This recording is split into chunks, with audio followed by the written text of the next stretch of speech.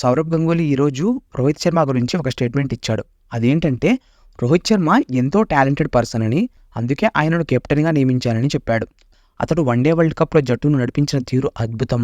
అలాగే టీమిండియాను world test championship final తీసుకెళ్లడంలో రోహిత్ శర్మ చాలా కృషి చేశారు. ఇప్పుడు ఇంగ్లాండ్పై సిరీస్ గెలవడం చాలా సంతోషంగా ఉందని ఆయన పేర్కొన్నాడు.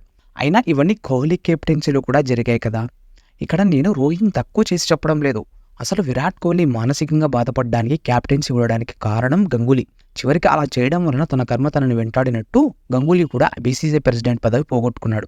మనం కోహ్లీ రికార్డ్స్ కనుక చూసుకుంటే 2017లో ఐసీసీ ఛాంపియన్స్ ట్రోఫీ రన్నర్, 2019లో ICC ODI world cup semifinal qualify, 2021 ICC world test championship runner. మరి ఇన్ని చేశాడు కదా కోహ్లీ. అయినా మనకు ధోని 3 ఐసీసీ ట్రోఫీలు అందించాడు. ఇక్కడ రోహిత్ కానీ కోహ్లీ కానీ ఒకటి కూడా గెలవలేదు. కానీ ఈయనకు మాత్రం కోహ్లీని డౌన్ చేయాలి, రోహిత్ శర్మని పైకి లేపాలి. అసలు గంగూలీ ఒపీనియన్ కామెంట్స్పై మీరేమంటారో కామెంట్ చేయండి.